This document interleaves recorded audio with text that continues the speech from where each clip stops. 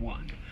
A rough week that was. Hello everybody and welcome to the Rays Roundup with yours truly, Roman Rodriguez, where we're going to be covering the week that was for the Rays and getting you prepped up for the week that is. We also have some minor league action that is finally underway. We're going to go under that, but let's start off with the parent club, the Tampa Bay Rays, and they're starting off the season with 2-4, fourth place in the AL East. Granted, it's very early on. Of course, the 2-4 record is attributed to their performance where they lost 2 of 3 against both the St. Louis Cardinals and the Milwaukee Brewers. The most recent series with the Milwaukee Brewers started off well enough with the Rays winning the first game 3-2 with Nick Martinez, who was concerned early on, as if you followed my previous posts. Nick Martinez was concerned. He was not in this game. He was very good. Great to see Nick Martinez, especially when he signed a $13+ million contract with the Rays, which pretty much makes him the highest paid player on the team. The second game was a tough one because you had Shane McClanahan returning the mound after 3 years. It was all the pageantry that you could think of. He looked sharp. He looked very good for 4 innings. Fifth inning came about, and I truly feel my professional opinion, not saying that I'm a baseball player at all, but that Kevin Cash let him go on too long due to nostalgia. Shane McClanahan started off very rough in the fifth inning, the beginning of the fifth inning, walking a batter, and his control just looked like it got away from him. He looked like he was fatigued. Again, this was the first major league start that he's had with all the adrenaline, all the pageantry, everything that you could think of. And he started to lose control. Unfortunately, the team couldn't get behind him. It was fluky. Shane McClanahan ended up losing the game. He started the inning up to nothing. He left the inning down 3-2, and that was all his doing. Just a tough break for Shane McClanahan. He ended up getting pulled, and the team couldn't rally behind him. Milwaukee Brewers bullpen, after the starters went out, were just vicious. They were very good. They kept the Rays on their toes.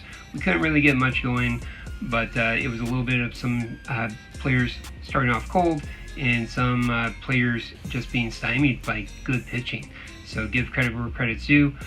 Unlike with the St. Louis series, where I feel strongly that the Rays should have swept the Cardinals, and it's almost not even a debate in terms of just how well they were playing, things to that accordance. A lot of the hits that the Cardinals were getting were fluky, missing strike zones here and there. They really should have swept the Cardinals, but they didn't. Hats off to the Cardinals. But with the Milwaukee series, maybe you can make an argument that Shane McClanahan could have, that game could have gone to the win column for the Rays. It would have been tight. The Brewers right now, as we stand, are a very good club. I do feel that the Rays are a very good club, granted flaws. It's still early on. We're going to touch on that in a moment. But in terms of the overall performance, I feel very optimistic as the Rays go into their next series against the Minnesota Twins this weekend. It's going to be very cold, so you'll see a lot of the guys wearing their cold gear. We'll see how it goes. I believe it's going to be around 20 degrees for teams right now in Tampa, Florida. It's in the 80s. So it's going to be very cold for those boys, but we'll see how they do. It should be very interesting pitching matchups. You're going to have Joe Boyle. As of right now, Joe Boyle will be starting Game 2. Then, of course, you have Steven Matz, Game 3. And then it will kind of move down from there. You'll have Nick Martinez with Game 3. And, of course, Steven Matz Game 2. So it's going to be a very interesting matchup. By the end of the series with the Minnesota Twins, that will end the 9-game road trip that the Rays had to endure to start the season. And they will be welcomed to the confines of Tropicana Field for a 4-series set. So it's going to be nice to see the boys in their home whites. It's going to be nice to see them in the confines of the Trop. Say what you will, jokes aside.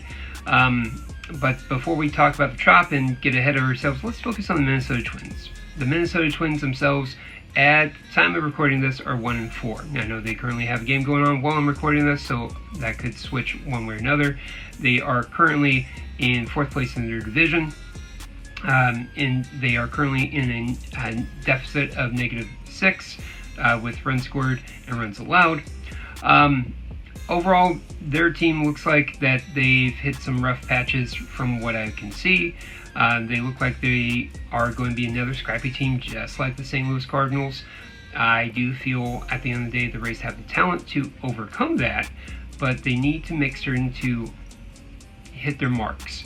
In a perfect world, they sweep the Twins and they get a 5-4 record to start the road series. But that's a tough ask for any ball team, whether or not they are the worst team in the major leagues or best team, so on and so forth. To get a sweep is going to be very tough, especially early on, as both teams are still searching for their identities. So we'll see how it goes for the Rays. Optimistic. In terms of the week that was for the Rays, in terms of what my opinions are of the team, how are they looking? So let's go down the pathway, if you will. Starting pitching on a B, C, D scale, F scale. Really, I would probably give their starting pitching a solid C+ to B-, depending on what time you ask me. The reason being is the pitching itself, starting pitching, all the starting pitchers went 5 innings plus. All starting pitchers gave the team an opportunity to win. Probably the worst starting pitcher out of the bunch was Steven Matz. And Matz was solid. He wasn't great. He gave up 4 runs in his appearances to the St. Louis Cardinals at that time period. So he's, quote-unquote, the weakest link as of now. I don't personally think that he's the weakest link. I'm really impressed by all the guys that I've seen thus far. I really do like what we have. Pepio is coming up once his hip is healed. He has some inflammation in his hip, so he's going to be a welcome addition. Who is pushed out? Maybe Steven Matz. I don't know. I like that other lefty in the mound. I don't know how you push out Joe Boyle, personally. But the starting pitching, again, C-, B+, depending on when you ask me, or C+, B- when you ask me. So just a heads up on that. The offense itself, I would probably give them about a solid C. Solid C, because where they're at, the contributors to the team are right now top heavy. You got Yandy Diaz, who's playing out of his mind, over 400. He's doing very well, really contributing, really is locked in. Major League Baseball MLB Network did a wonderful piece on him. Mark DeRosa did a wonderful piece on him, breaking down his hitting style. He looks to be every bit of the batting champion that he was 2 years ago, and that he was essentially last year, with the exception of the first month where he was just in a slump or a slouch. Yandy Diaz right now is the first star of that offense. Second star, you gotta give it Chandler Simpson. I believe he's hitting .477, and he's got 2 stolen bases that he got the last series. He's just been, as advertised, defensively he's been solid. We'll get to defense in a second, because that's definitely a reason why they are looking at 2-4 as opposed to potentially 3-3 or 4-2. In terms of other contributors to the offense that are really standing out, after you get past Diaz and Chandler Simpson, it becomes a little bit murky to see standouts, but all the guys are solid. But that's one of the reasons why it's a C. Ben Williamson is looking pretty sharp, as advertised. His defense is sketchy. Again, I'm going to talk about that in a second. Nick Fortes. Nick Fortes is somebody worth noting. He was a guy that we got from the Marlins in the middle of the season, and he wasn't too stellar to begin with, but he really does look comfortable and sharp, and he's hitting over 400 as of right now. Granted, 6 games in, he's only played, I believe, in 3 of those games, so high five to him. So in terms of the other players, Jonathan Aranda is doing well himself, a lot of clutch hits, doing well. doing solid in first base as well. So that's why we're at a C, just because there's 9 people in the lineup, and I've struggled to mention 3. So there we are. Now, again, it's early on in the season, and it's something that will continue to evolve as guys get comfortable, guys get set down, some guys get traded, which we're going to talk about in a moment when we talk about the minor leagues. So that's where we stand right now. In terms of the defense, I would have to give them, unfortunately, a D-, just stopping shy of F, because the defense, unfortunately, the defense is kind of like your offensive lineman in football. If you don't talk about them, that's a good thing. If you talk about them, it's a bad thing. And so we're talking about the defense, so it's definitely a bad thing. 9 errors in 6 games is way too much, especially when you have a team that's built on defense and pitching. So you had, again, your starters doing well, but the defense has let them down. Junior Caminero, he's going to be a great kid. He's going to be a great fielder. He's done some marvelous improvements in his fielding at third base specifically. He's had some tough luck bounces, tough luck throws, whether it's him just getting the yips, whether it's him trying to earn a big extension. I can only speculate, but it's not looking good so far. He's still there. He still has that work ethic. And unfortunately, I do feel that his defense is bleeding into his at-bats, potentially, where he's currently recording a .234 average. No home runs. He's just facing tough pitching, as he should be, because he did hit 45 home runs last year. So, all in all, it's tough luck for him, but his defense is sorely hurting the team in a degree. Going around the horn, if you will, first base, no complaints. Aranda's doing well. He's trying his best. No issues. He's not really anybody worthy of noting or concern. Nick Fortes did have a critical error at catcher with a bunt that led to runs, which again were winnable games in St. Louis, and Nick Fortes was part of that. So that's the one caveat to Nick Fortes. His battery mate, if you will, his plate mate, if you will, Hunter Viducia, has been solid when he's in. He's a lefty. His bats are coming around. He's still developing talent, so not much to say there. And defensively, not much to say either. At least as of now. Best luck to you, Hunter. Second base, it is concerned. Ben Williamson was marked as being a fantastic glove. I've seen that. He very, very much does look sharp there. Second base does not look like his position. He at times looks flat-footed. He can make some solid plays. It just looks like something that he's getting used to as we speak, and I have no doubt that he can absolutely get used to that and really develop.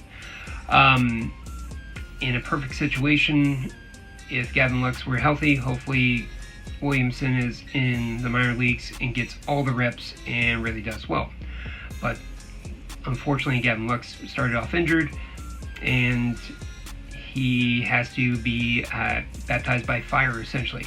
And Ben Williamson, his bats are solid, no complaints there. He's looking good. He's going to be a welcome addition to this lineup. But in terms of him playing in second, he's hurt the Rays a few times with him just not being in the right area, or just not being in the right angle, and balls going through that probably shouldn't have been. I don't know if he doesn't like moving to his right, because he did play last year at third base, moving to his left primarily. But it's hard to speculate, but it's something to keep an eye on, and second base is a concern. Carson Williams at short, no real issues, but he did make a critical error yesterday, which led to the abomination of 6 runs in the 8th for the Rays. He started that party with his error on a one-hopper that he should have had. He'll probably tell you that he should have had. His bats are as advertised. We're not expecting him to hit 300. We're just expecting him to be there until Taylor Walls comes back. But it should say something when you're looking forward to a 197 hitter. Just saying. But Carson Williams, best luck. Keep it up, young man. I wish you the best. The outfield itself, right field, DeLuca and Fraley. DeLuca has been pretty awesome in right field with his at-bats. His fielding, nothing really to write home about. Fraley's been solid, nothing again to write home about. He hasn't really cost the Rays any games, unlike center field with Cedric Mullins, who made a critical error in Game 1 with a line drive. Now he did make up for it later on, where he made a very nice play, very similar to the one that he botched, and he was able to rebound for it. His Cedric Mullins, his at-bats aren't there yet. I don't know if there ever be, because he was slumping when he got traded from the Orioles and didn't do overly well for the Mets. So who knows if it's something that he will come back from. We'll see. And then finally we got Chandler Simpson. Chandler Simpson has been doing well for the most part. He has not been a great fielder in his 112 games in the major league levels. So it is something that is still developing for him. He did make a key error in the series with the St. Louis Cardinals, where he was having trouble backing up, didn't have a good read, and he misplayed a ball, which was a critical error. It didn't go across, I believe, in the error book, but it was a play that he should have made. A big league fielder should make those. But other than that, he's doing wonderful with his reads. He looks more locked in this year. He looks more comfortable, and it's not a situation like when we had Christopher Morel last year, where a ball would be hit left field and you would just throw your hands up, not knowing what's going on. Finally, the bullpen. The bullpen has not been good.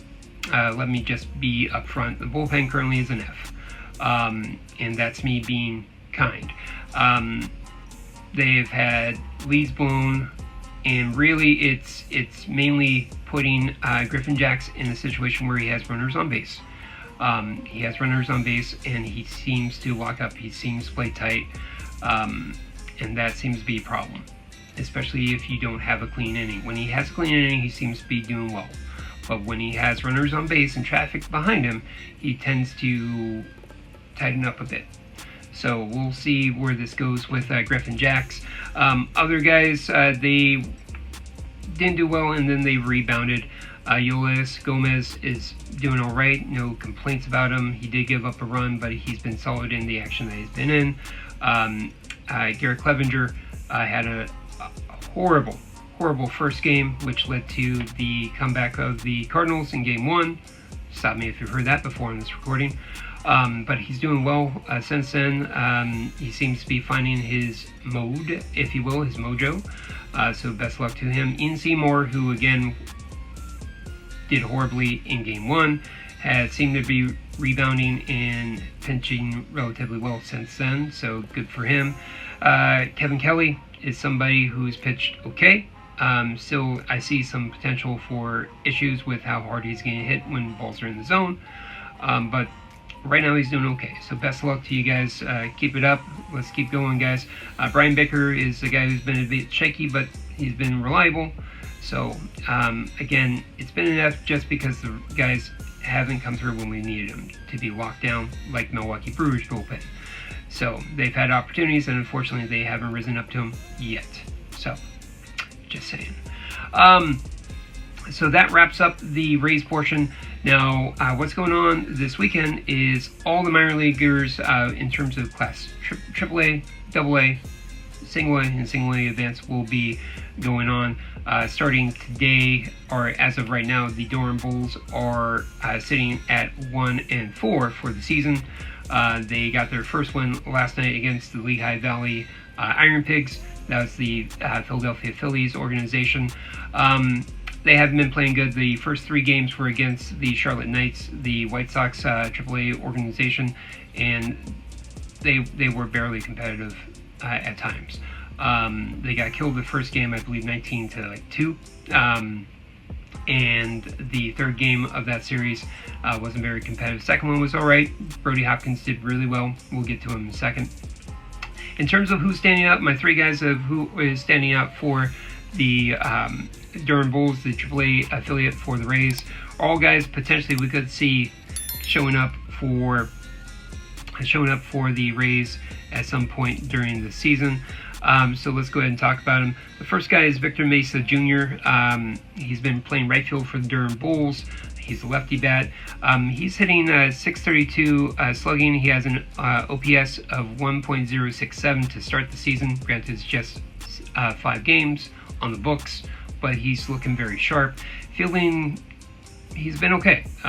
He did have an area last night where he called off the second baseman for some crazy reason in the top half of the ninth to get an out, and he didn't make a catch. So, but other than that, he's looking sharp. I like his at-bats. He looks very comfortable. He looks all of the prospect that he was in the Marlins, but we'll see if he's a major leaguer or a AAA player. Other notes for the Durham Bulls. Dominic Keegan is starting off with a 900 OPS. So he's starting off pretty sharp for him. He is on the 40-man roster. He is one of the catchers that could show up at some point. But because he's right-handed and he's not a lefty, I don't see him bouncing out Fiducia, at least as of now. Maybe if one of Fortes or Fiducia show up or come up cross injured, I can see Keegan coming up. And Ronel Delgado is a infielder. He looked pretty sharp for the spring training aspect for the Rays this year.